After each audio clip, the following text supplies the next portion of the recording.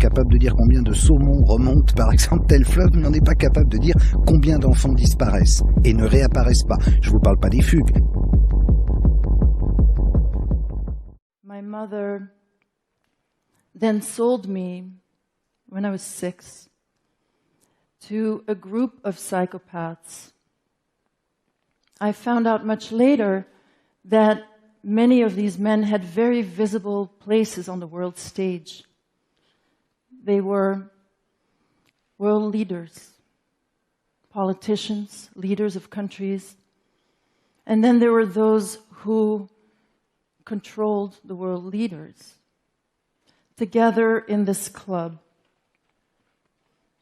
And they performed there the darkest things imaginable.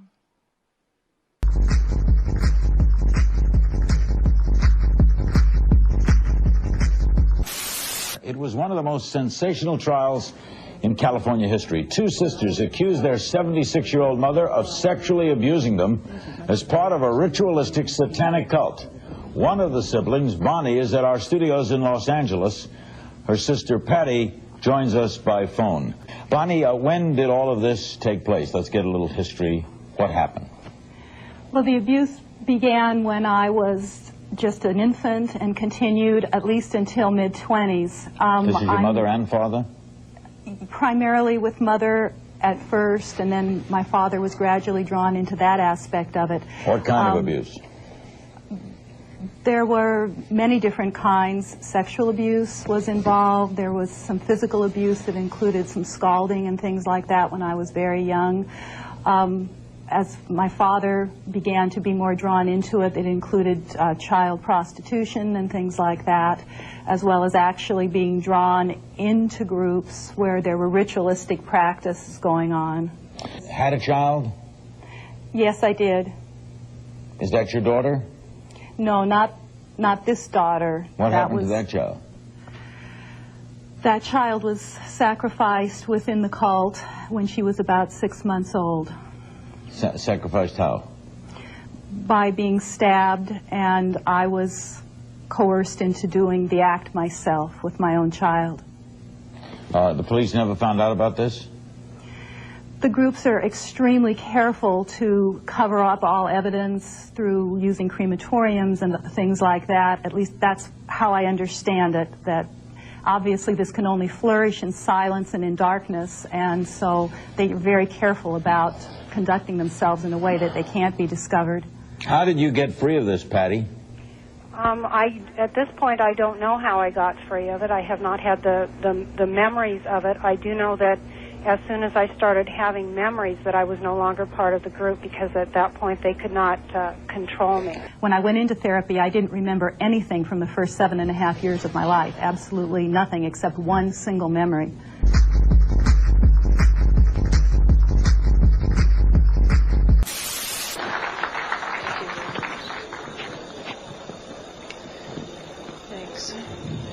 I'm here to tell you I'm a living, breathing example of what happens when a satanic cult abuses your children. My husband was under arrest for sodomy and oral sex with my children. And I had all kinds of drawings that had circles and people with, there was black candles always in the middle of these tables, and all this oral and anal sex pictures. No one would help me. Even though there was a prosecution going on, they said if you ever bring up satanic ritual abuse, your credibility is lost and you'll just be a kook and it doesn't exist and it's not organized in America. Just focus on child sexual abuse. So I took my children to a child sexual abuse hospital. And while they were being treated, and I had legal custody of my children, and my husband and his lawyers and the judge found out my children were in an expert hospital, they confiscated my house, everything I've ever owned, from my baby pictures to my clothes. I walked away with literally the clothes we had on our backs. Took my cars, my federal post office box mail, my income, my assets. I lost everything by taking my children to an expert on child abuse. It was trying to stop me from what my children could disclose from being uncovered, to try and just break that we had no assets to have my children have medical attention. When they torture the children, It causes a physical reaction of the endomorphins in your body to just increase because of the terror and the pain. So when the Satanists drink the blood, they actually get like a chemical, a high, like a drug high from the blood of a tortured victim. But John and Ben, my boys, are 11 and 8 and have lived for 15 or 16 months in the home of a satanic abuser who has been documented as a member of a cult, who 25 people and the state's attorney in Connecticut are investigating and have substantiated sexual abuse and the cult. And yet the governor and no one has been acting to protect my children. So it makes me wonder just how high this goes.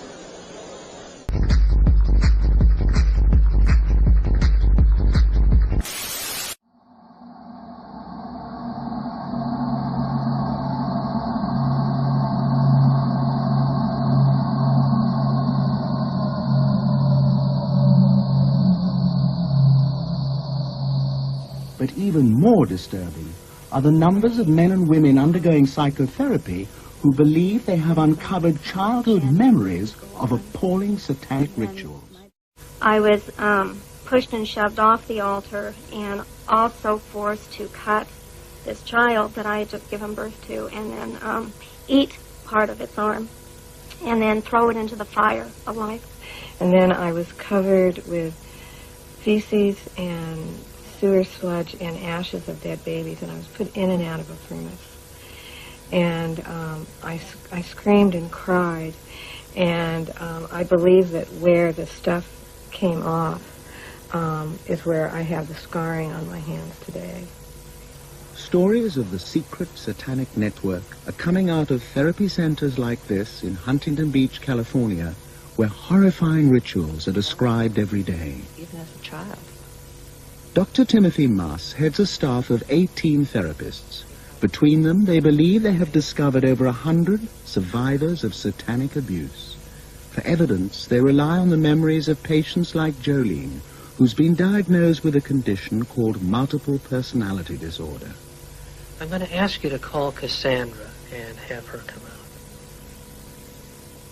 out. On command, Jolene the adult reveals a separate teenage personality with terrifying memories of abuse.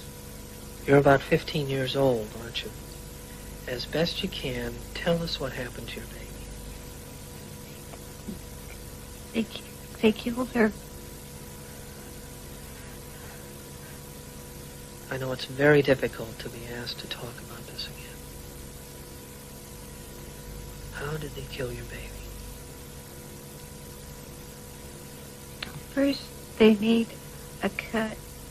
Multiple personality disorder is a highly controversial diagnosis. It is said to be a defense mechanism, the mind's way of coping with extreme trauma in early life. According to the theory, when severe abuse occurs, the personality splits in order to protect the conscious mind from painful memories. And the further the story of this conspiracy has traveled from its American roots, the more lurid the details seem to become. Birmingham, England. Again, I was raped. I was buggered. I had everything done to them that is humanly possible in a satanic, evil way.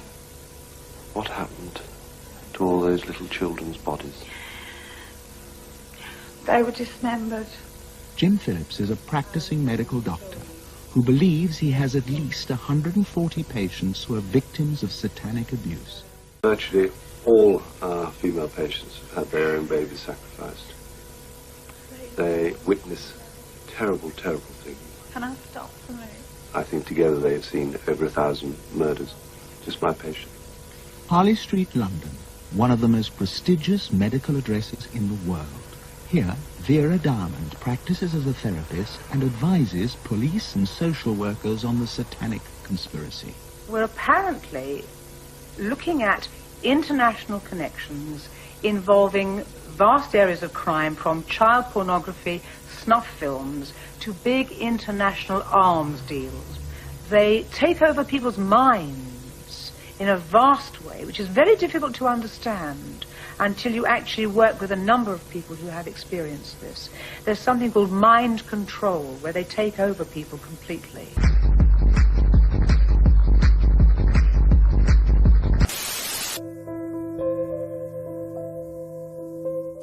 all sexual taboos on screen were broken, and people think what can be the next step, and obviously the next step is to kill someone for real.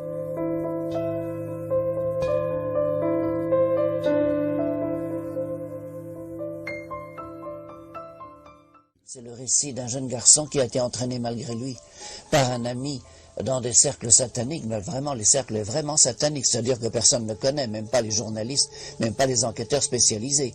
D'ailleurs, les enquêteurs spécialisés eux-mêmes le savent en disant le pire nous échappe, pas. Nous n'arrivons pas à les joindre, mais qui peuvent atteindre des gens ayant des postes officiels dans l'administration à de très haut niveau. Mais on va jusqu'à tuer des gens. Alors si vous voulez, quand je le dis, moi, en parlant de satanisme, et quand je le dis en tant que prêtre, je ne suis pas très crédible. Bon, mais si par ailleurs vous avez des missions un peu spécialisées, notamment sur la pornographie et la pornographie enfantine, alors là, on va vous révéler qu'effectivement, il y a des gens qui tournent des enfants qu'on est en train de torturer, et on le filme. Oui. Et que ça se vend à prix d'or. Oui, ça s'appelle les snuff movies. Voilà. Et donc, pour vous, derrière, il y a Satan. Bien sûr, ça existe. À ce moment-là, quand c'est dit par des psychologues, des gens de la police, des services, à ce moment-là, on les prend au sérieux. Mais c'est la même chose. C'est le même phénomène, bien entendu.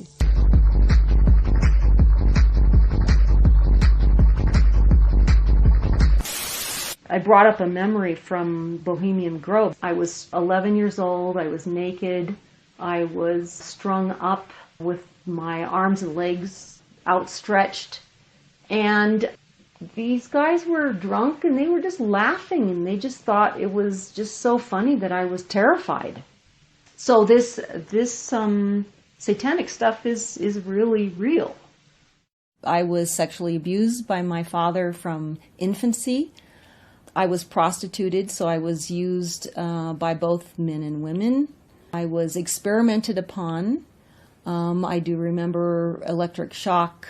I remember being subjected to strobe lights and so forth. There were lots of experiments. Experimental drugs, I believe. Experimental drugs, too. I was used in satanic rituals from a very young age, and I remember going through an initiation ritual at age 3 that involved somebody forcing me to drink blood. I remember age 5 being strapped to a slab, and the intent was to take my soul, and then an incident at Bohemian Grove where I was forced to watch child sacrifice. So memories are still coming up, and I will address that part of the recovery. Because the memories were so horrific, then what I did is I suppressed them, and I had amnesia about my childhood for many, many, many years. It lasted till about age 11 or 12. My father passed away when I was 13 of cancer, so he was quite sick for the last year or two. So I feel that that's what dropped me out of the program.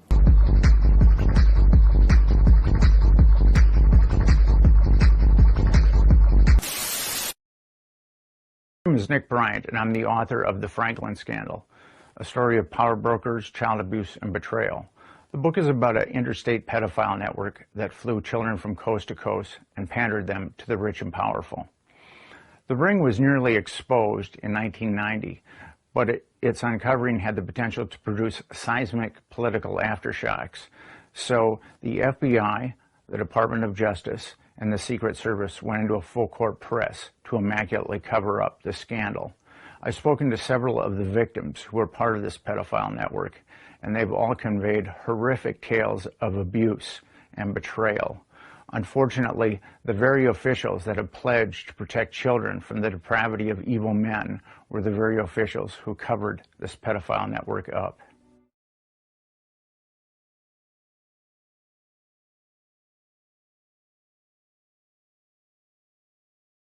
Larry King was the fastest rising black star in the entire Republican Party of the United States during all of the 1980s. And he was also one of the most evil individuals in this country in terms of being a dealer of children, in terms of being a thief, 40 million that they documented he stole, and in terms of using and compromising and corrupting one after another politicians. The base for his network was the Franklin Federal Credit Union, a people's bank in Omaha, Nebraska. Larry King was its general manager. He prostituted them at sex and drug orgies. Paul Benassi was a victim of King's abuse. He was also sent by King to lure Boys Town youngsters off campus. We used to just drive around and go up toward a home, and then we used to do some of the scavenger hunts with picking up some of the kids. You know, just kind of win their confidence, become friends with them for a while. Those perpetrators, named by the children, were some of the richest and most influential citizens in positions of power in the state. Men prominent in industry, politics, the media, even the police. We can only name the ringleaders. Besides Larry King, they were department store millionaire Alan Baer and the celebrity columnist of Omaha's only newspaper, the World Herald, Peter Citron. With the judicial system apparently paralyzed, Larry King spent Franklin's money on courting political influence. $10 million went on jewelry, flowers, and private planes. He cultivated contacts in the inner circles of Ronald Reagan's White House. To provide the committee with hard evidence, the investigators recorded their new witnesses on videotape. Paul Benassi had been the victim of abuse since he was 8. He was present at many of Larry King's sex parties. Caradori traced him to the county jail. He had been convicted of fondling his young cousin.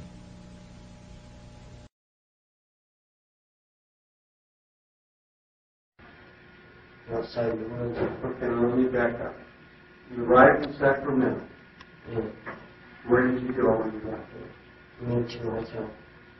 Okay, when you say we, Sloan King, the boy, me, and Gary Fluistar. okay, do you remember what hotel? No. Okay, do you remember what year? It was 1985. We got there and they told us they were going to be filming, they're just going to make a movie. And I've already been out there about 3 dozen times. We got filming movies, having sex with guys or other boys and stuff. Yeah, who was the kid? The kid. The kid met. It was me, Nicholas, the boy, Larry King, the pilot. Pilot was there too? Pilot was there too. Producer, and there was about 4 other people there that were filming this. If you do this, we're going to kill you too. Do what, Paul? Do what? Screw the kid.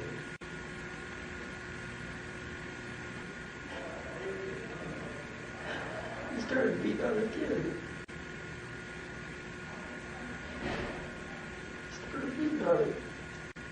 Who started beating on him?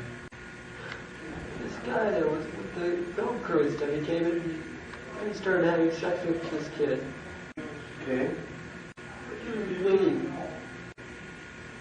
Bleeding from where? Right. Okay. You okay? He was tossing this kid around like he was a bag of potatoes or something. He started slamming him all over the place. Then he came back and he started kicking the shit out of me again. He started kicking my head. I started to do something to hit him with a stick. Right in the balls.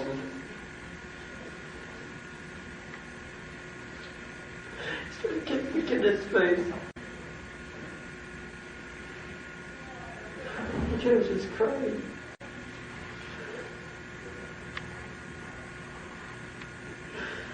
I kept yelling at the guy selling us, I said, kill him if I got a hold of him.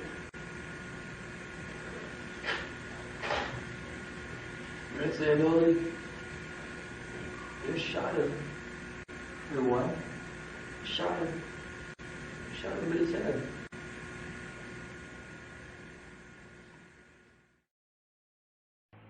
me with them, and we went up in a plane. I saw the bag the boy was in. We went over a very thick brush area with a clearing in it. Over the clearing, they dropped the boy. One said the men with the hoods would take care of the body for them. I didn't see Nicholas until that night at the hotel. He and I hugged and held each other for a long while. About 2 hours later, the men or Larry King came in and told us to go take a shower since we had only been hosed off at some guy's house. We took a shower together and then were told to put on the Tarzan things.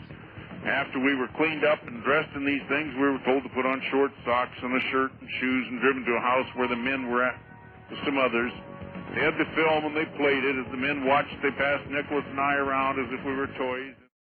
Larry King was the same kind of sick fuck Alan Bear was, except Larry King was more violent, more sure of himself. Larry King and Alan Bear frequently hosted the child sex parties in penthouse apartments at the Twin Towers luxury block in Omaha.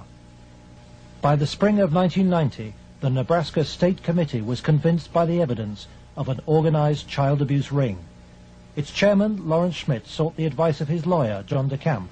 On his advice, Schmidt turned over all the sworn evidence to the FBI. But immediately, the videotape testimony was leaked to a hostile local media. The media immediately started discrediting the witnesses.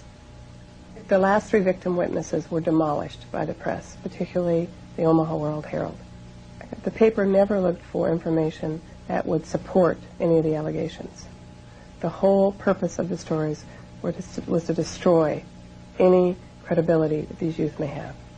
The FBI's attitude was, just no, these kind of things don't happen. From the first interview when I went, and realized they don't believe a fucking thing I'm saying, they were just appalled, but I realized what that look in their eye was back then. It was fear. It was fear of, I had witnessed, firsthand things that would, destroy this city, people, a position, what I mean? It's not going to be believed, they said. It will not be believed. You will be found guilty of perjury, and they weren't telling me maybe. They were saying, there's no way. You go on with this story, you're going to jail. That was said to me direct.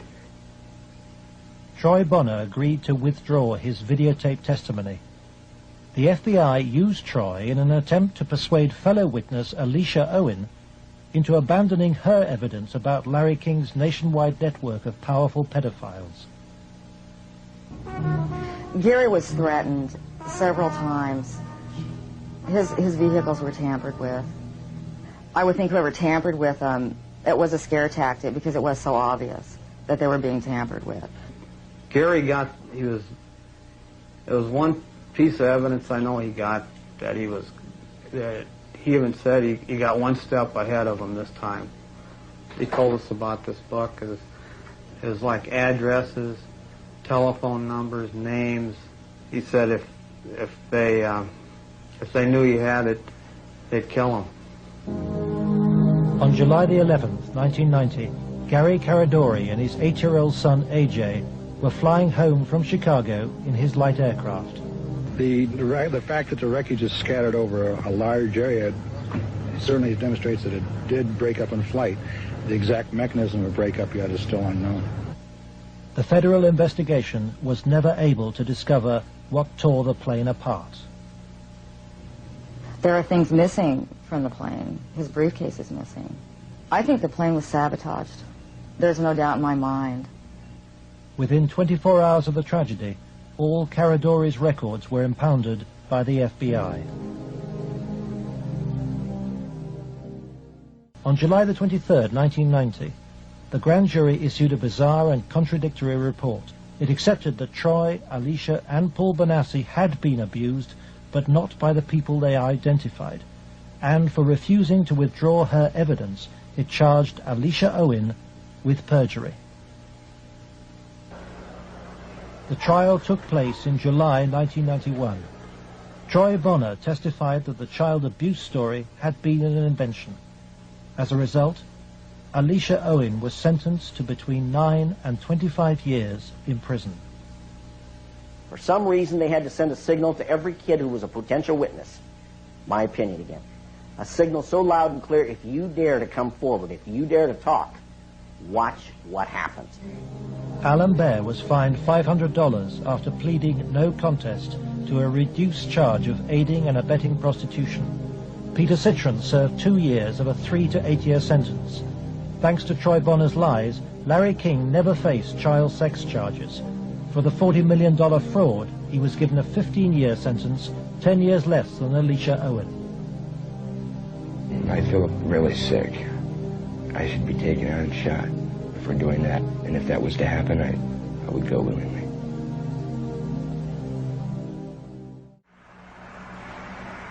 John DeCamp, former state senator and Vietnam veteran, is now the only man fighting to help Larry King's victims. He is the lawyer trying to overturn Alicia Owen's conviction and to expose the cover-up. Every victim witness who stepped forward in any way, or even was a potential witness that somebody heard about, has either been killed, put in jail under some theory or other, terrified or run out of the state, discredited. They were protecting, in my opinion, they were protecting some very prominent politicians, some very powerful and wealthy individuals associated with those politicians and the political system, up to and including the highest political people in this entire country.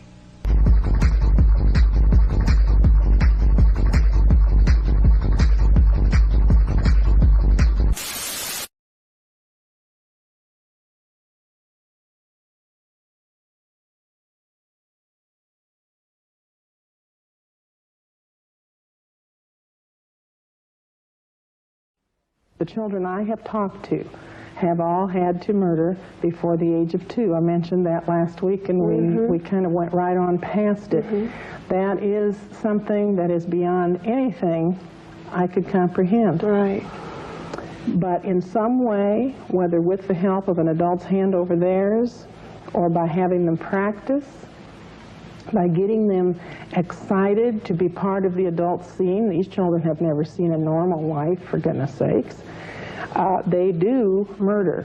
And the evil thing that happens is they really believe they want to. They want to do what the older people are doing, and they're praised for that. And that becomes their goal, to be like the adults and to do these horrible things. There is a little part in them that I believe we all have, that natural, good, God-given part that knows it's wrong. But in a group and in the excitement of everything, they want to do that. They enjoy the sex. Children are capable of enjoying the sex. That was something I didn't know. Well, you know, why would they fight against it? A child will eat a bag of candy if you give it to them. They will take part in these things willingly. When they get out and begin to talk, that's very difficult for them to realize. We didn't realize it at first, that they actually wanted to do that, and that is part of the very sophisticated brainwashing job that they do on all of these children. The part that made me to believe this child's story was that when he finally said this baby, he talked about several, but this particular baby had been killed, stabbed again, different way, but stabbed. He curled up in a fetal position. He was 9 years old when he was telling this story. He curled up in a fetal position, and his eyes got real glazed, and he said, they cooked that baby on the grill. Oh, my gosh. And I thought, he has really flipped out. I mean, I didn't know. And he said, oh, gross, it smelled like rotten chicken or rotten deer. He then went on and told us how they would cut out the heart, or they would cut off the sex organs. They would save them in the refrigerator, in the freezer. And this is a very typical thing that these kids talk about. They worship the sex organs, and they kept it for another ceremony. They will always use these bodies one way or another. I didn't get any answers from that child about what happened to the bodies. Where did they go? Eventually, the little ones that I was talking about first talked about throwing the babies in the fire. And I asked about that, and you mean they were dead and then they threw them in the fire? And the littlest one said, no, no. them was alive and them through them, you know, like this. They would take young children, and we're probably talking preschoolers. I don't think that they dealt much with the older ones. And they would hang them from a rafter in this barn. And there would be as many as 5 to 10 hung in a row. And they would be fully clothed, which is unusual because frequently they are all naked. Mm-hmm. The children, like this girl, were all given candles. And you can picture the ceremony as she described it. And the candles were lit one by one. Then the adults would go forward and they would pour from a cup some liquid on each of the children's clothing, which is obviously gasoline or kerosene. Mm-hmm. You didn't know that then. And then after whatever it was they had to do, they would give the signal, and these others would have to go forward and set the children on fire. Mm-hmm. When they were done, they would just cut them down. The first child that this girl had to kill was a cousin, a little cousin.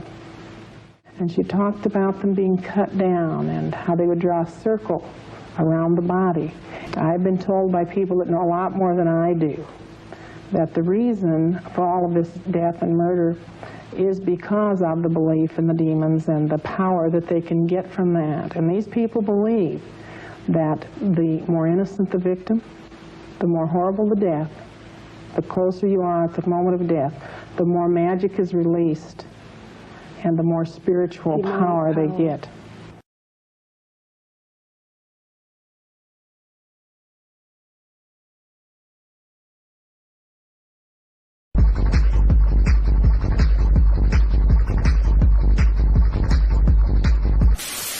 Ted Gunderson, FBI veteran, former head of the regional office in Los Angeles. Is there a network of these satanic murderers in this country, do you allege? I cannot say that there's a network of satanic murderers. I can say that based on information furnished to me by confidential sources and informants, based on interviews with dozens of survivors from the satanic operations through the years, satanic beliefs, etc., I can say that there is a network of these people across the country who are very active. They have their own rest and relaxation farm. They are in contact with each other. It ties in loosely to the drug operation. Do you, sir, believe that these dreadful allegations of babies being sacrificed are true? I absolutely believe it, without any doubt. Based on the information that's been given to me across the country by numerous survivors and by confidential sources and informants.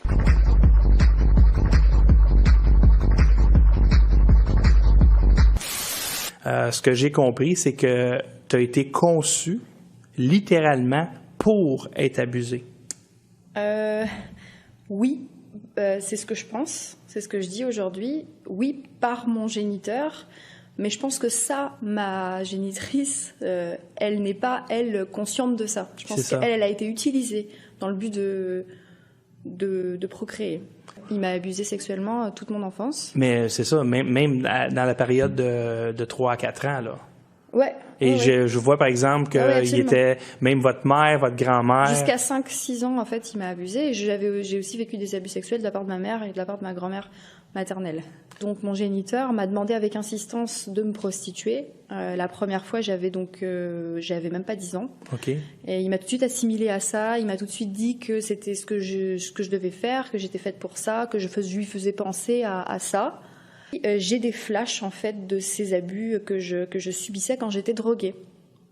Entre l'âge de 3 ans et 4 ans. Entre l'âge de 3 ans et 4 ans, ouais. Dans votre texte, vous mentionnez plusieurs hommes qui abusaient de vous. Ouais. Également la présence d'un enfant qui avait été torturé et qu'on m'avait forcé à torturer. Pendant très longtemps, lorsque j'étais petite, j'avais le sentiment d'avoir déjà tué quelqu'un. J'avais pendant longtemps donc des flashs de quelque chose de très sanglant, sans savoir exactement si c'était mon imagination ou si c'était réel, jusqu'à ce que donc à l'automne passé, je fasse une rencontre de façon hasardeuse, en fait, quelqu'un qui connaît très bien les réseaux d'influence au Québec et qui m'a appris que mon père faisait partie d'une secte. Mm-hmm. Est-ce que je peux nommer le... La secte? Les francs-maçons. Les francs-maçons, absolument. Ouais. Ouais. Votre mère, elle aussi, elle a vécu des abus? Elle aussi, elle a été en contact avec... Enfin, à mon avis, elle a été en contact aussi avec cette secte, et ainsi que sa mère, quand elles étaient toutes petites aussi. Si je rassemble les morceaux, j'ai trouvé aussi chez la mère de ma mère, j'ai trouvé des livres d'initiation à la secte des Rose-Croix, et il y a aussi des histoires d'abus rituels qui sont liées à la secte des Rose-Croix. Et je pense d'ailleurs que tout ça est lié à son ascension sociale. Je crois que ce qu'il voulait, c'était clairement monter, et que j'ai été vendue et dans le cet sacrifice, objectif. ça a été tu vas faire un enfant dont le destin sera d'être...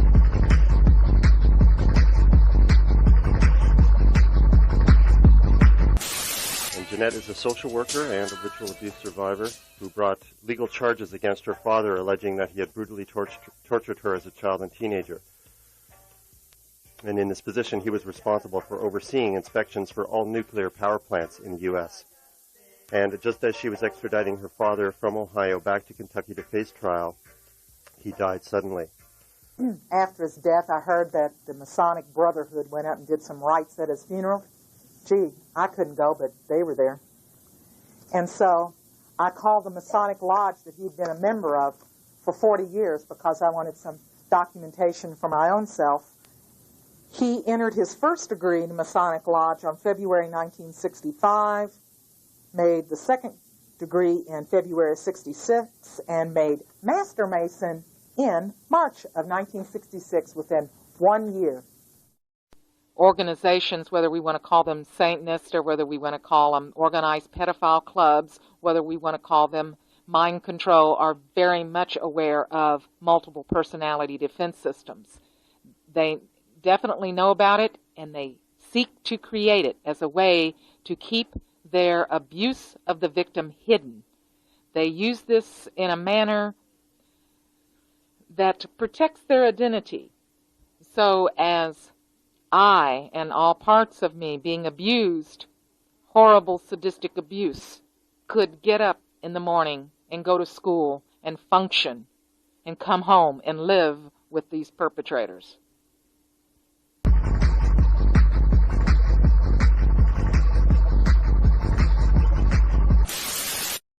Now at 10, an ABC4 News exclusive, 22 personalities. Personalities that some say a woman developed to protect herself from years of horrific abuse, including satanic rituals. The night team's Kimberly Nelson introduces us to Jenny Hill, the woman with 22 personalities.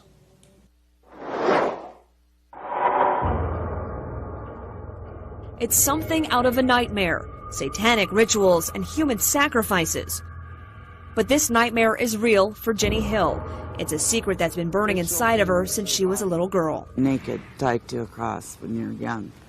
And mine was, I was first born 6 years old, and I qualified. Jenny's story of satanic ritual abuse is documented in Judy Byington's new book, 22 Faces. She had been sexually abused and ritually abused as a very young child.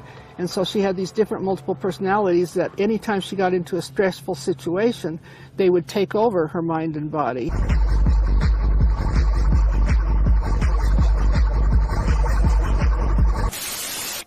Ritualistic child abuse is the most hideous of all child abuse. The basic objective is to systematically terrorize children until they are forced to dissociate. The torture is the execution of a well-planned, well-thought-out ritual, often performed by close relatives. The only escape for the children is to dissociate, where they will develop a new personality to enable them to endure the abuse. This new personality is very helpful to the abusers. Once the abuse is over, the core personality is not conscious of what happened. Dissociation also serves the purposes of the occult because the children have no day-to-day memories of the atrocities. They go through adolescence and early adulthood with no active memory of what is taking place, but continue in rituals through their teens and early 20s, unaware of their involvement. The victims lead relatively normal lives until they get triggered and flashbacks or nightmares occur. The memories seem to come in layers. For example, the first memory might be of incest, then they remember robes and candles. Another layer is seeing other people hurt or killed. Then they remember having seen babies killed. Another is realizing that they participated in the sacrifices. One of the most painful memories may be that they were forced to give up or sacrifice their own baby. But if Nancy's story was hard to believe, let's just say that it was impossible for me to believe my closest sister, April, when her memories began to return. She talked about secret rituals and babies getting their hearts eaten and stuff that made me think she just needed medication or had maybe watched too many vampire movies. So April and I were best friends, and she told me everything, which was the problem. This is April way back when, and here's a picture of her when Bill Clinton was turning her into a high-priced call girl.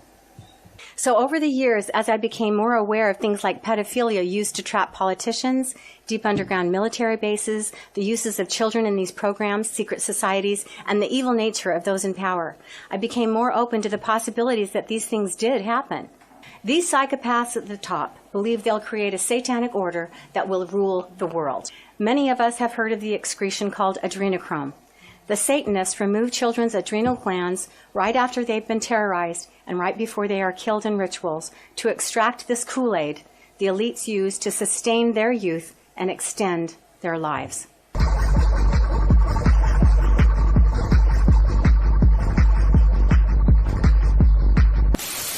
I would remember first the incest stuff, the stuff at home.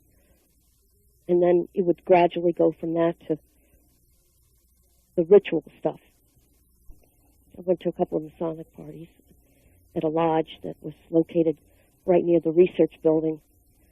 Stand there and watch a little kid who's half your age being tortured or raped or whatever. I mean, that's just as bad as having it done to yourself.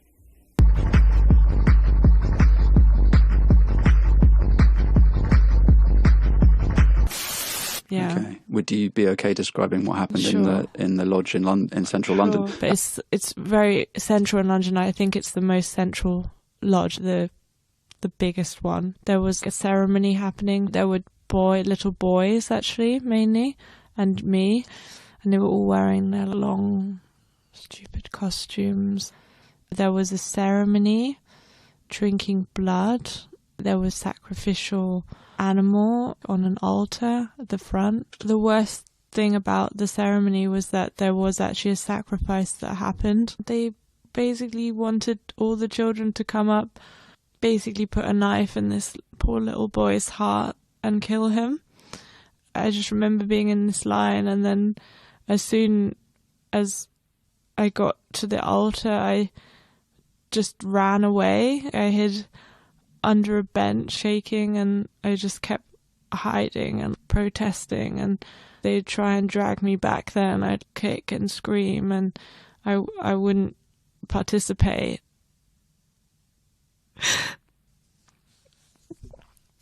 I think it creates a lot of doubt, prevents you from speaking out because you feel like you're becoming an abuser. Also, on the same day during this ceremony, the Masons would pair off with the little boys and me, go to different rooms behind the main altar in the back building and be raped and abused.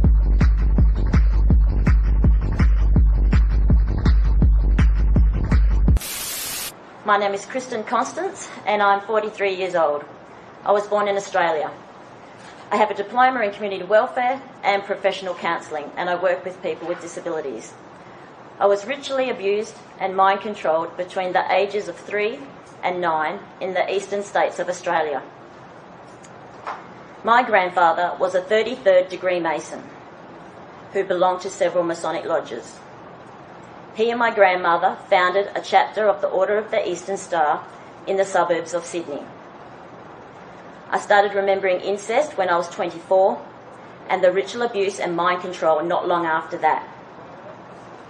I remember being in cages, electric shocks, being cut, raped, photographed, drugged, hypnotised, starved, light deprived, beaten, oxygen deprived and sleep deprived. I have been put in coffins with spiders. The ritual abuse stopped when my family moved to the other side of Australia but incest and abuse did continue till I moved out of home when I was 18. My father is alcoholic, and my mother continues to live in denial.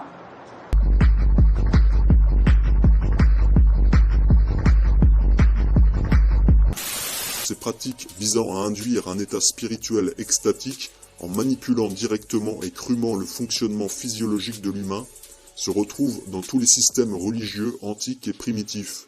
Voici quelques extraits du livre intitulé Kabbalah, a Neurocognitive Approach to Mystical Experience. Cette gnose est au cœur des sociétés secrètes fraternelles de type maçonnique. Nous commençons à comprendre pourquoi autant de survivants rapportent l'existence d'initiations traumatiques imposées à de jeunes enfants, en faire des membres à part entière du culte luciférien. Il y en a un notamment qui a été finalement piqué dans une école du 19e. Ça faisait 4 fois qu'on le changeait d'école et ça faisait 4 fois qu'on lui donnait un grade supérieur pour le faire changer d'école. Il a fini comme directeur d'école et là il s'est fait prendre. Il était protégé parce que naturellement il était franc-maçon. Alors ça, M. Carlin ne nous a pas dit qu'il y avait un lobby des pédomanes francs-maçons à l'intérieur de l'éducation nationale qui protégeait ces gens-là. Il ne nous a pas parlé de l'affaire de Tribune Juive. Le directeur de Tribune Juive a été, il y a quelques années, arrêté pour une affaire de pédomanie. Il ne nous a pas parlé de l'affaire du communiste Duguay qui vient d'être arrêté, là, à Chambéry, pour la 4e fois en 20 ans, pour une affaire de pédomanie. Ce type est le pire industriel de la pédomanie qui existe en France. C'est un type, j'ai vu les photos qu'il réalisait lui-même en posant avec des enfants de 2 ans. J'ai été physiquement malade quand j'ai vu ces photos. Vous savez ce que ça veut dire, physiquement malade? Comme quand on est assis dans le sens contraire dans le train et qu'on a mangé un peu trop de boudin gras. Voilà, j'ai été malade. C'est tellement répugnant. Ce type est arrêté systématiquement. Il est mis en prison pour 2 ans. Il est remis en liberté. Il déménage et il recommence. Il avait commencé à Saint-Ouen. Il est parti ensuite à Bordeaux. Puis il est parti dans le Midi et il vient de se faire reprendre à Chambéry ou à Annecy, je ne sais plus exactement. À chaque fois, c'est la même chose. Et il continue. Il est relâché. Pourquoi? Parce que c'est un militant communiste qui est protégé par le Parti communiste. Ce type avait parmi ses clients un consommateur de produits pédomaniaques dont j'ai retrouvé le nom dans le dossier sous le scellé numéro 17. Il y avait un carnet qui appartenait au revendeur de M. Duguay. Ce revendeur s'appelait Sokolovski. Sokolovski avait un jardin autour de sa villa du côté de Saint-Ouen. Dans le jardin de la villa de Sokolovski, on a trouvé des ossements d'enfants. Il n'a jamais été inquiété pour ça. Il a été protégé. Le réseau de la pédomanie en France est une des choses les plus abjectes qui existent. C'est une des choses les plus puissantes. Ils ont des protections partout. Et récemment, on a entendu dire par un personnage très important qu'ils avaient même des protections dans la magistrature. On a dit également récemment, il y a une mère qui a la preuve que son propre mari a emmené ses propres enfants dans des séances comme ça, dans le cadre d'une secte de timbrés qui font probablement des sacrifices humains. Personne ne mesure l'immense gravité du problème en France. Et tout ce que trouve à faire M. Carlin pour nous parler de la pédomanie, c'est de filmer un type qui dit « Oh oui, j'aurais pas dû faire ça, oh là là, qu'est-ce que c'est mal, oh je regrette d'avoir fait ça, oh là là, je me le pardonnerai jamais », et d'expliquer que c'est l'animateur d'une association catholique. Voilà comment ça marche, la désinformation par l'intermédiaire des médias en France. J'ajoute une chose, c'est que toute la presse, absolument toute la presse, a célébré les mérites de ce reportage, qui est une merde.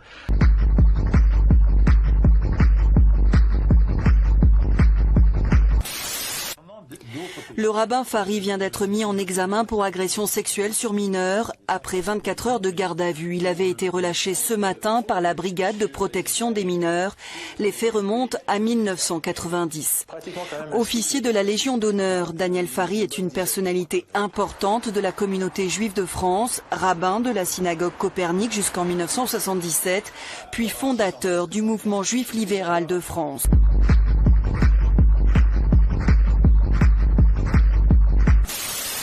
These are the instruments of exorcism, allegedly used to expel demons from small children. They were hit by hammers and cut by knives until a 3-year-old ended up in a coma.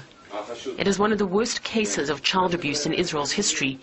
Elior Noam Chen is the self-appointed rabbi of a small West Bank sect.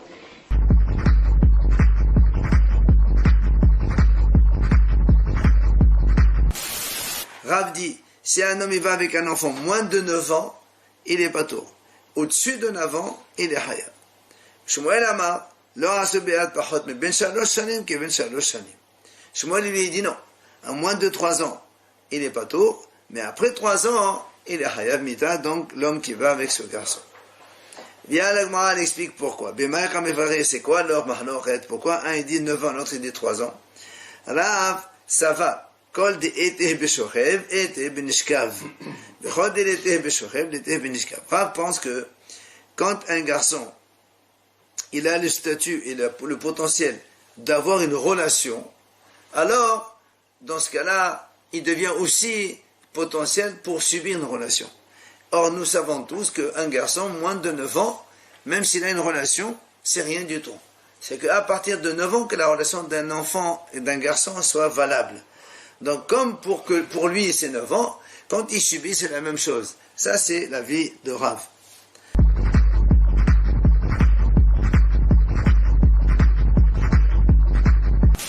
Il y a plus de 20 ans que le tourisme sexuel est réprimé très sévèrement, très durement, impitoyablement.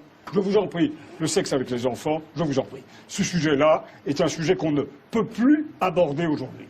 Plus personne n'ose parler de la sexualité des enfants. Il y a une espèce de chape de plomb qui tombe, comme ça, qui tombe de boucles blondes, n'est-ce pas, sur l'ensemble de la société, qui vient interdire tous les comportements un peu différents, un peu anormaux, mais bien sûr. Et alors là, chaque fois, on revient à la pédophilie. La pédophilie est un sujet qui est maintenant totalement interdit. C'est politiquement correct. Vous ne pouvez plus dire un mot sur ce sujet, sans être diabolisé il faut immédiatement. En parler. Moi, je pense qu'il faut en parler, au contraire. Ah bon? Oui, je Et comment en parler alors? Sans dire que c'est... En disant quoi? En disant que tous ceux qui sont attirés par les enfants sont des criminels? Non. Qu'il faut mettre en prison ad vitam aeternam? Bah oui, c'est ça ce qu'il faut dire?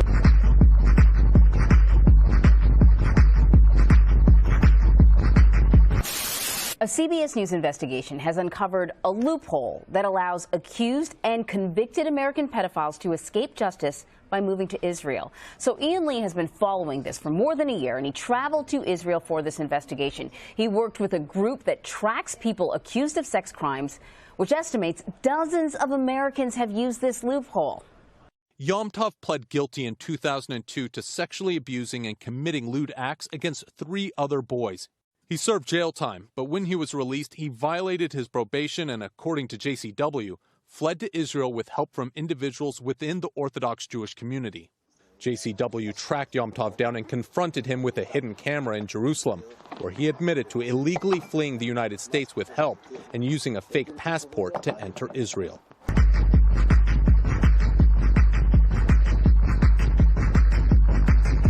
Vous avez un épisode qui est raconté d'un ancien ministre qui s'est fait poisser à Marrakech dans une partouze avec des petits garçons. Bon, probablement nous savons tous ici de qui il s'agit. Très sincèrement, pas. Moi je le sais, et je pense que je suis pas le seul. Et donc, si je sortais le nom aujourd'hui, l'affaire m'a été racontée par les plus hautes autorités de l'État, en particulier par le Premier ministre, mais aussi par... Ah, il est peut-être mauvaise langue, non? Pas du tout, au contraire. Vous avez des preuves ou pas? Non, mais moi, évidemment pas. J'ai simplement des témoignages. J'ai des témoignages, des membres du cabinet et au plus haut niveau, et puis des autorités de l'État au plus haut niveau. Si je sors le nom maintenant et que je lâche le nom dans la nature, premièrement, c'est moi qui serai mis en examen, je serai à coup sûr condamné, même si je sais que l'histoire est vraie. Alors, donc on a étouffé l'affaire dans l'œuf. Mais c'est pas moi, c'est pas vous. Mais on a étouffé l'affaire d'un ministre coupable de crimes pédophiles au sein de la République. Oui, enfin de crimes de pédophilie. Je sais pas. Pédophilie est un crime. C'est un crime. Oui. Bah voilà, Frédéric, réponse à votre question. C'est une histoire à dormir debout, c'est une histoire surréaliste, c'est un acharnement, une sorte de lynchage juridictionnel. Moi je suis révolté, indigné, scandalisé, et je le dis, il ne faut pas laisser faire. Roman Polanski ne doit pas repartir aux États-Unis, nous devons le protéger, il restera en Europe si chacun d'entre nous se bat pour le défendre et le soutenir.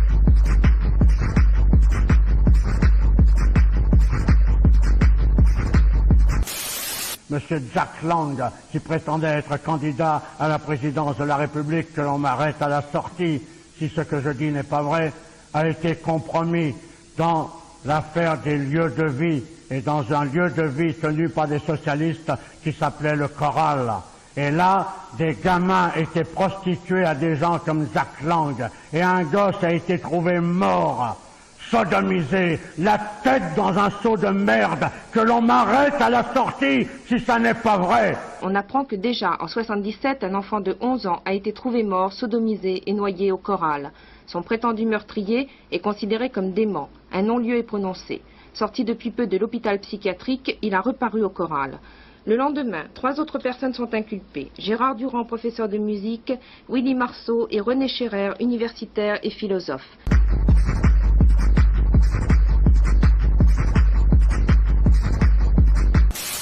Yves Saint-Laurent, peut-être pour se laver ou dans un sursaut moral, a écrit cette bande dessinée étrange qui s'appelle La Vilaine Lulu, où il dit bien en préambule que tout est vrai dedans.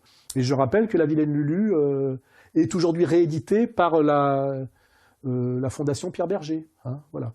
Je n'en dis pas plus, mais voilà, il y a une réalité. Ces réseaux pédophiles satanistes qui sont finalement l'oligarchie dans sa vision extrême et dans son engagement extrême, ils ont 2 problèmes.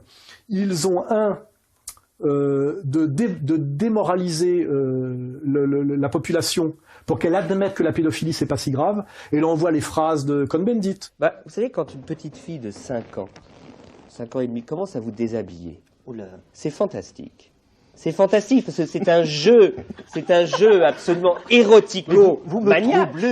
On voit les phrases de maître Thierry Lévy, on voit les phrases de Jacques Lang qu'on sortira à l'époque, effectivement. Donc on voit le travail pour essayer de banaliser la pédophilie afin qu'elle soit décriminalisée. Au-dessus de 14 ans, c'est dégueulasse. Parce que effectivement, ça sera plus simple pour ces gens-là le jour où on pourra, comme d'ailleurs le dit Pierre Berger très bien, acheter les enfants au tiers-monde pour en faire ce qu'on veut. Ça sera moins dangereux que d'être obligé de passer par des Dutroux avec le risque effectivement de la marche blanche et de colère populaire.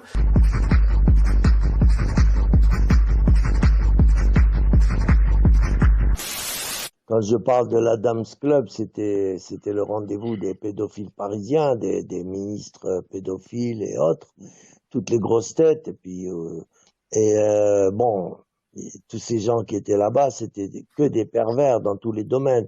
Soit ils étaient bisexuels, soit ils étaient homosexuels, soit ils étaient des pervers sexuels, quoi. Soit ils étaient pédophiles. La majorité, c'était un club échangiste, hein, il faut savoir.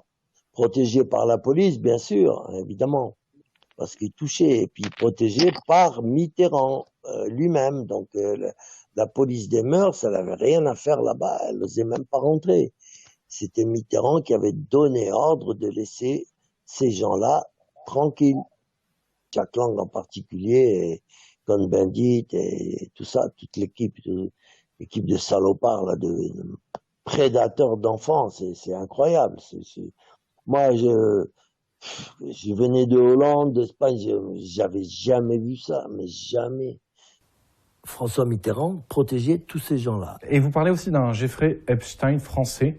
Oui. C'est-à-dire, qu'est-ce qu'il faisait pour alors lui, il allait chercher des enfants. Expliquer il allait chercher des enfants au Brésil avec la mère, parfois le père. Et il les installait en France dans des chambres de bonne là qu'il avait. Il en avait une quantité. Au-dessus de son hôtel, il avait un hôtel. Il avait des chambres là-haut et tout ça. Et l'enfant, pendant 1 an ou 1 an et demi, il servait de poupée gonflable. Et comment vous avez eu connaissance je travaillais avec lui, mais moi, c'était pour la cocaïne. Je le fournissais en cocaïne. Dans son hôtel, le Beverly Hills, côté des Champs-Élysées, je me souviens plus du nom de la rue. Je sais pas si c'est pas la rue de la Boétie. C'est à côté de chez Régine.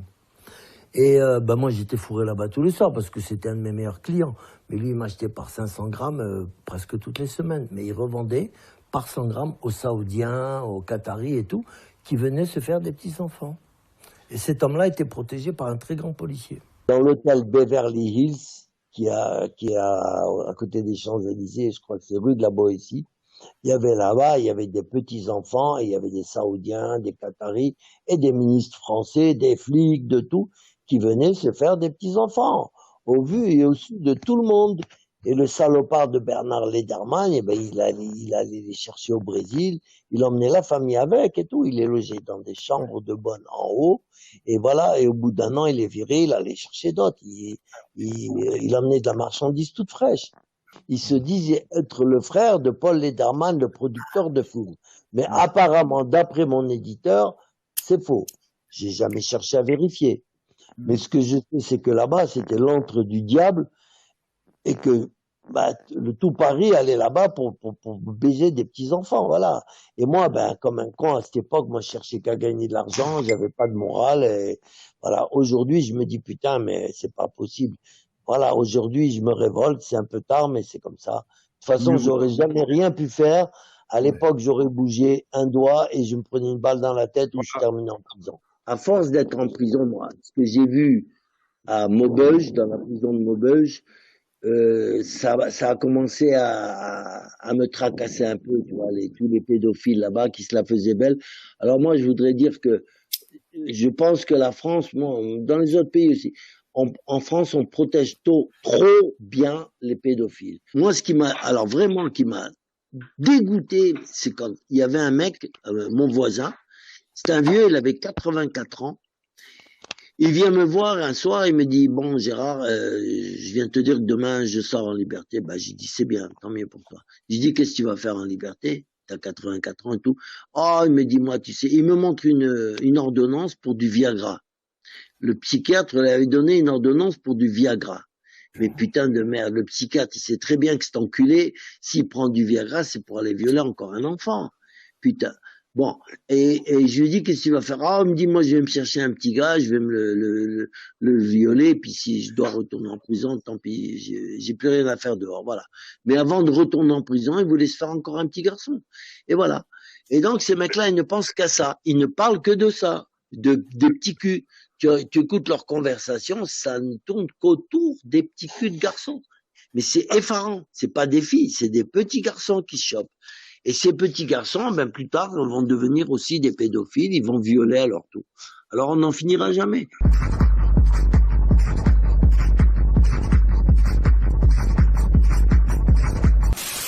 Maître Jakubowicz, qui était le président jusqu'à il y a pas longtemps de la LICRA, je crois, et qui avait d'ailleurs dit que jamais il ne défendrait des pédophiles, il l'avait dit lors d'une interview il y a quelques années, tout à coup vole au secours de ce Lelandais, en prétendant qu'il est innocent, alors qu'on sait aujourd'hui que c'est un prédateur sexuel, pédophile, multirécidiviste, on n'est pas loin du serial killer.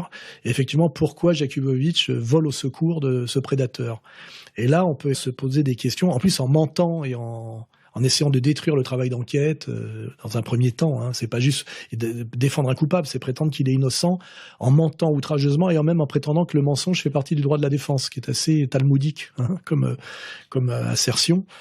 Et là, on peut se poser la question sur qui demande à Jakubowicz d'aller sauver le soldat lelandais. Pourquoi d'un seul coup il bénéficie de cette défense haut de gamme, alors qu'effectivement c'est rien, c'est un ancien militaire, maître chien, dealer de cocaïne. C'est pas une figure.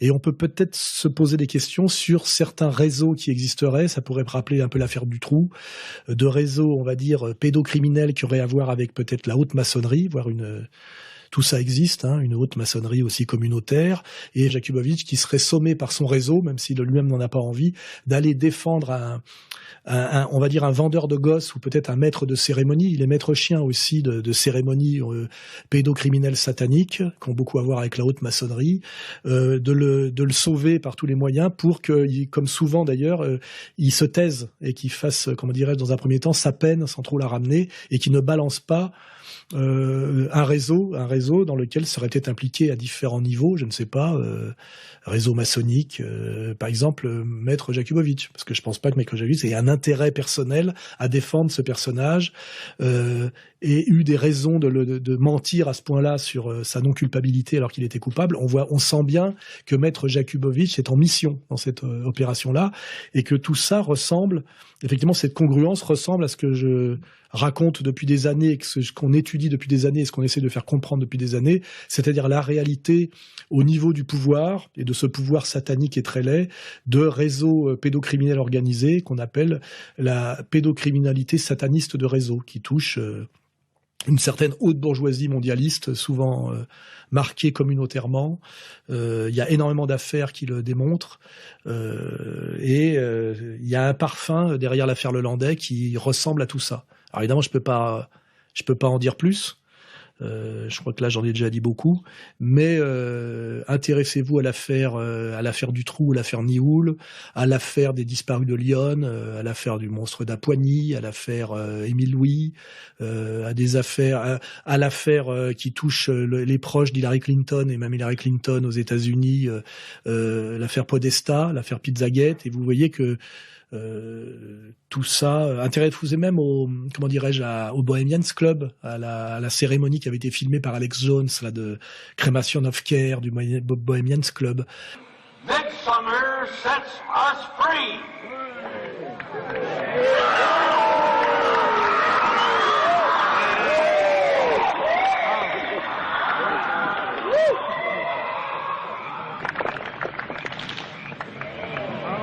À cette réalité qui est d'ailleurs dans certaines séries américaines maintenant, de la pédocriminalité sataniste de réseau qui touche une certaine haute bourgeoisie de pouvoir mondialiste. Voilà. Tout ça n'est pas du tout délirant. On a eu aussi énormément de cas en Angleterre qui ont été mis à jour récemment, une fois que les protagonistes avaient d'ailleurs disparu. Tout ça existe malheureusement, c'est très très laid. Ça a beaucoup à voir avec le règne de Satan sur le monde. Et à un moment donné, on voit maître Jakubowicz, le maître du mensonge, un de mes persécuteurs et des persécuteurs de Dieudonné, très lié à la communauté de lumière et sans doute à la haute maçonnerie, effectivement, qui apparaît dans cet univers et dans ce dossier. Je vous laisse y réfléchir.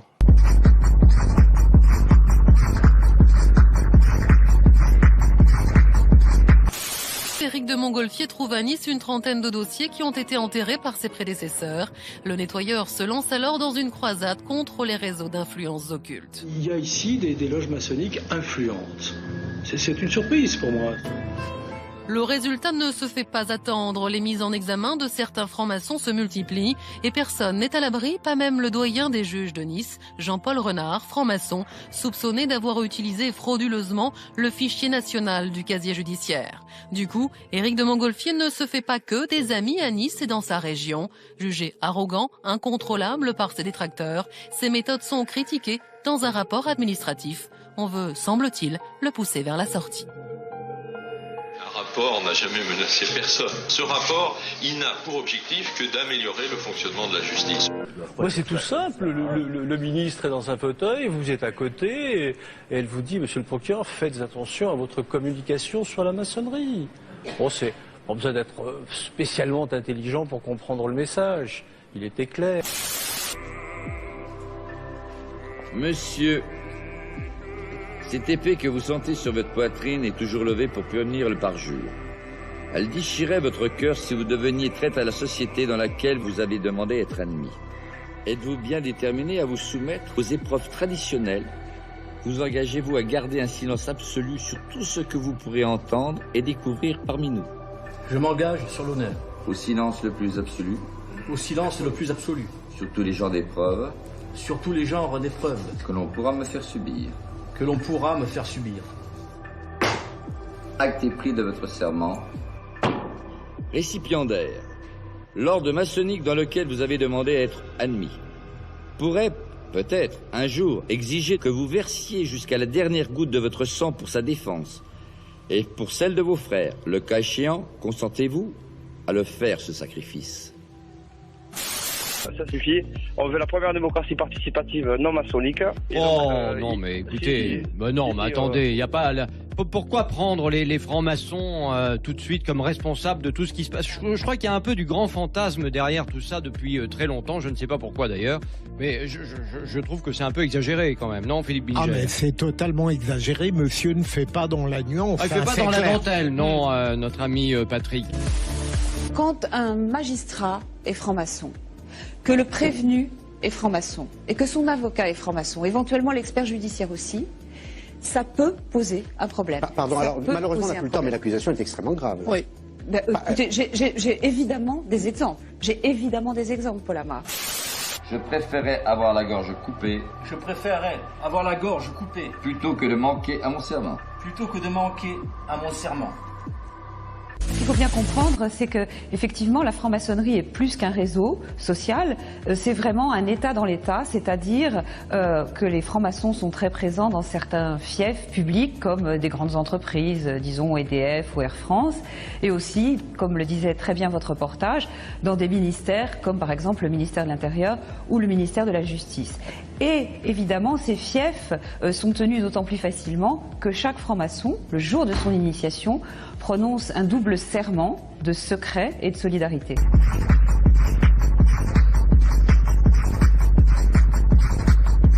Tous les contre-feux qui sont mis en place par les élites pédocriminelles au niveau des experts psychiatres et des tribunaux pour essayer de faire passer, dont le procès d'ailleurs d'Outreau, des enfants violés pour des affabulateurs. Je rappelle que j'ai édité le livre de Thomet sur le deuxième procès d'Outreau, où on retrouve d'ailleurs un maçon de la région lilloise qui est maître Dupond-Moretti, qui fait acquitter, je dirais de façon brutale, tous les gens qui étaient impliqués dans l'affaire d'Outreau, et qu'à la fin, on se retrouve avec 12 enfants violés, mais plus de violeurs, tu vois. Et comme par hasard, on a un Dupond-Moretti qui est lié au Parti Socialiste, lié à la maçonnerie du Grand Orient, région du Nord, et qui se retrouve comme mission de faire blanchir des gens qui ont quand même avoué être des pédophiles de réseau.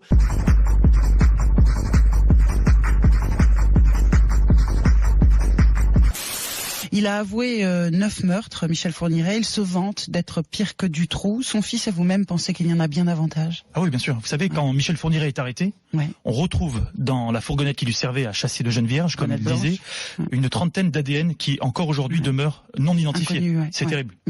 Vous avez été entendu à la suite de cette rencontre avec Fourniret, puisqu'il vous avoue le meurtre de Johanna Parish. Et c'est moi-même qui vais apprendre la nouvelle à monsieur Roger Parish, qui est le père de Johanna, et qui, depuis 1990, quand même, se demandait ce qui est arrivé à sa fille. Et personne n'était en mesure de lui dire. C'est quand même fou. Il avait lancé une pétition en ligne, monsieur Roger Parish, pour dénoncer l'engourdissement de la justice française. Les protégés, Fourniret, vous le dites dans le livre, j'allais dire vous le sous-entendez, non, vous l'écrivez. D'accord, oui, c'est vrai, c'est vrai.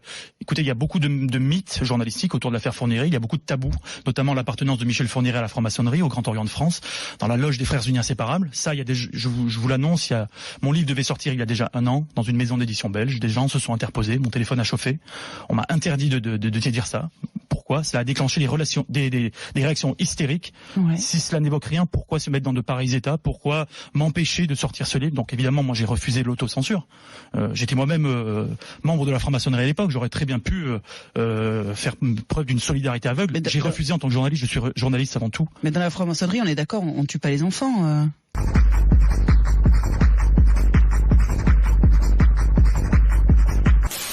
Notre père est venu nous trouver à Toulouse alors que nous étions encore étudiants pour nous dévoiler l'existence d'un groupe secret de gens de pouvoir de tout type de milieux, la politique, la finance. Il nous a parlé de gens des milieux médicaux, même universitaires. Ce groupe secret recrutait beaucoup dans les milieux judiciaires et même les policiers haut gradés y étaient très appréciés. Et il s'agirait d'un groupe secret dont les activités consistent à mener des sortes de cérémonies dans le plus grand secret, où l'on conjugue des pratiques aussi étranges et uniformément dégoûtantes que la sexualité de groupe, la scarification. Il a évoqué devant nous des images vous faire drescher les cheveux sur la tête. Il nous parlait de chair calcinée, de brûlures de cigarettes, de chair transpercée. Il nous disait que les personnes qui étaient torturées, parfois tuées à l'occasion de ces séances, déjà les personnes tuées n'étaient jamais consentantes, et que parmi les personnes torturées, il y avait des malades qui réclamaient ce genre de traitement, et puis des personnes non consentantes, parfois des enfants, qui étaient d'abord torturés puis mis à mort, le tout filmé, faisant l'objet d'un trafic de cassettes vidéo illégales qui s'échangerait à des prix fous sous le manteau. Il nous a dit que les proies de ce groupe de prédateurs de la haute société étaient recrutés dans les couches les plus basses de la société et parmi les catégories de personnes que personne n'irait rechercher. Il nous a parlé de prostituées, il nous a parlé de clodos, je cite le terme employé par un magistrat. Il a même mentionné parfois des étrangers en situation irrégulière, suivant ce qui leur passait sous la main, j'imagine. C'est-à-dire des gens qui soit ont rompu des liens avec leur environnement, soit n'ont pas d'existence légale, c'est ce qui est le cas justement d'étrangers en situation irrégulière, et donc en tout cas des gens que personne ne va aller chercher, ou à propos desquels toute enquête sera plus ou moins vouée à l'échec dès le départ. Et puis alors bien entendu, les membres de ce groupe, de par les positions influentes qu'ils occupent, sont à même, dans le cas où certaines affaires menaceraient de sortir, eh bien de les couper dans l'œuf en manipulant les leviers qui sont les leurs, d'autant qu'ils se tiennent tous entre eux par la barbichette. Et donc notre père nous a indiqué être allé voir Dominique Baudis, encore à Toulouse, comme quoi tous nous sur Toulouse, dans cette affaire, un week-end, pour exercer sur lui des pressions, afin d'obtenir que les médias audiovisuels ne couvrent pas cette affaire, ce qui fut fait. En France, ce n'est pas une magistrature que nous avons, c'est une véritable pourristrature. Nous savons de quoi nous parlons, nous sommes de la boutique, nous sommes du système. Je suis ancien Sciences Po et juriste de 3e cycle avec mention, ma sœur est aussi dans ce cas, nous sommes enfants de magistrats, et je peux vous dire que notre mère a vu pas mal de choses pendant des années en tant que femme de magistrat. Notre père était un homme qui a été transformé en monstre par ce système qui fabrique des monstres. Mon père, qui a jugé les autres à haut niveau pendant des années, puisqu'il était président de chambre de cour d'appel. Donc voyant le sol se dérober sous ses pieds, voyant qu'il avait lancé une machine infernale qui se retournait contre lui et qu'il ne pouvait plus arrêter, notre père s'est en dernier ressort tourné contre ses 2 enfants, il est piteusement revenu vers nous, ce qui a donné lieu à 3 longues discussions qui sont allées crescendo d'ailleurs, puisque il nous a raconté de plus en plus de choses et devenait d'ailleurs de plus en plus nerveux au fil de ces 3 discussions. Il se sentait menacé, ce qui apparaissait déjà en filigrane dès la première discussion. Il nous a dit dès la 2e qu'il était carrément menacé de mort. Par la suite, il a passé toute une nuit à brûler des documents et des photos. J'ai bien dit toute une nuit, pas simplement 1 heure, et apparemment il fallait à tout prix brûler ces choses. Ni la poubelle ni le broyeur n'étaient suffisants. Nous ne savons pas s'il a brûlé tout ce qu'il avait en sa possession, mais il en a brûlé en tout cas au moins une partie substantielle, et sa motivation pour cela était apparemment de sauver sa tête. Il a estimé que les personnes qui auraient intérêt à se débarrasser de lui pourraient peut-être cesser d'en vouloir à sa vie s'il se débarrassait de ses cartouches, et il semble en fait que ce soit le fait pour lui d'avoir brûlé ses vaisseaux de la sorte, de s'être débarrassé de ces dernières munitions, qui a justement amené ces gens-là à passer à l'acte. Donc ce qui se passe, c'est que rien n'est normal à propos de la mort de notre père. Il est mort le 22 février 2003, nous sommes aujourd'hui en septembre 2005. Depuis tout ce temps-là, nous n'avons cessé de remuer ciel et terre pour savoir la vérité sur la mort de papa. Elle est indéterminée et indéterminable.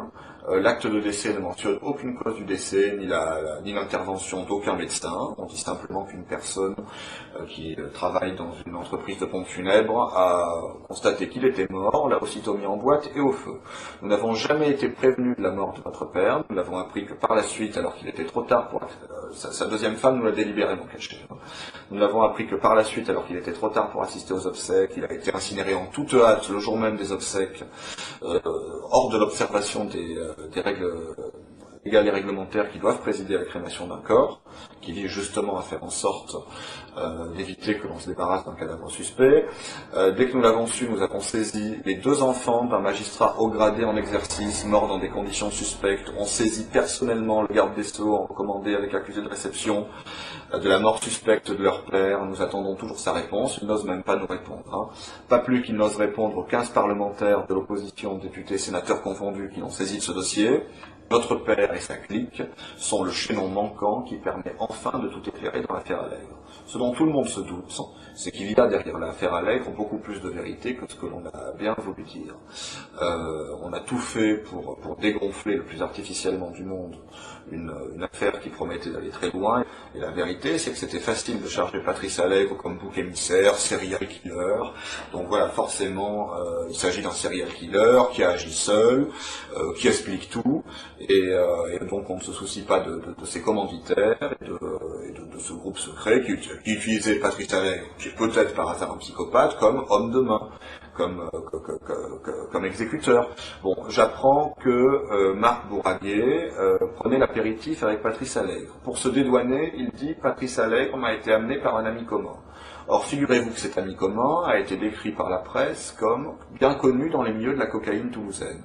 Alors, il faudrait qu'on m'explique ce qu'un serial killer qui échappe bizarrement à toutes les investigations de police, et quelqu'un de bien connu dans les milieux de la cocaïne toulousaine font prendre l'apéritif le plus amicalement du monde chez un procureur. Je constate que Bourraguet est encore magistrat, ça me semble inconcevable.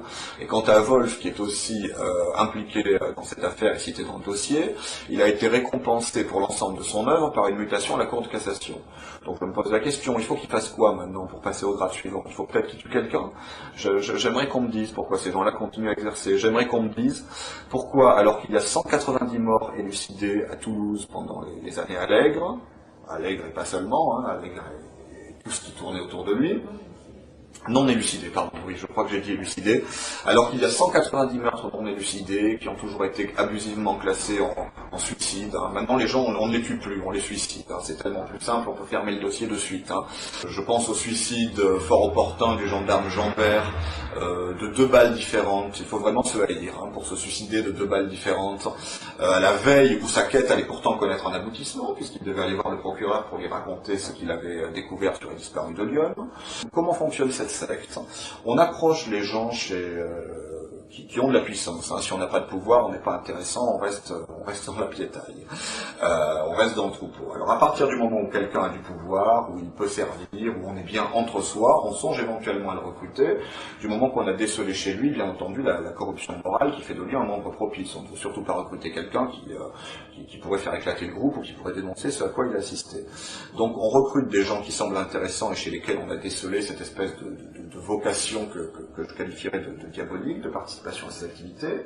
On invite d'abord à des soirées moins extrêmes que celles que la personne sera amenée à connaître par la suite, mais au cours desquelles on l'enferme, hein, en filmant ce qui se passe dans ces soirées, en y faisant participer, ce qui permet de s'assurer de la loyauté future du membre et qui ne parlera jamais à personne. Puis ensuite on passe à des choses de plus en plus sérieuses. Est-ce que tu peux nous dire qu'est-ce qu'il vous a raconté ce soir? Est-ce qu'il vous a dit qu'il avait assisté à des sacrifices humains? Notre père était un membre de ce groupe et avait assisté effectivement à ce genre de choses. C'est la raison pour laquelle il était à ce point-là terrifié et qu'il se sentait menacé dans sa vie. Parce qu'il savait beaucoup trop de choses sur beaucoup trop de gens qui participaient à ce genre de soirée et qu'il avait notamment de nombreux éléments à ce sujet-là. Je pense qu'au dernier moment, il a eu une mauvaise conscience terrible, peut-être une grande peur aussi de ce qu'il attendait au-delà de cette mort qu'il sentait approcher à grands pas. Et il est venu nous voir un petit peu comme on serait venu voir un confesseur, je pense.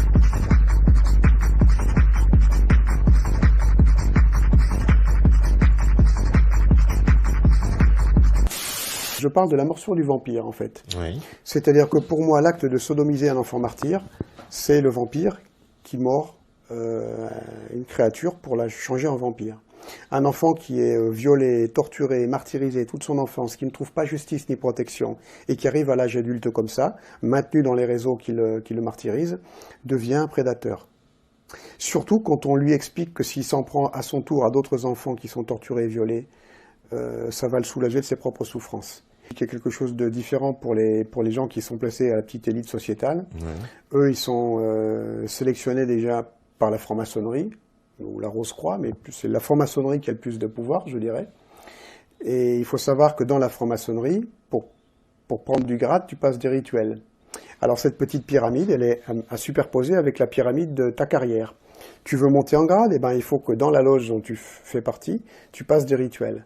Et plus tu es avide de pouvoir et de réussite, ben plus tu vas demander à passer de grade, et tu vas être happé dans des rituels sataniques. Et les premières pratiques sont donc le viol collectif d'enfants.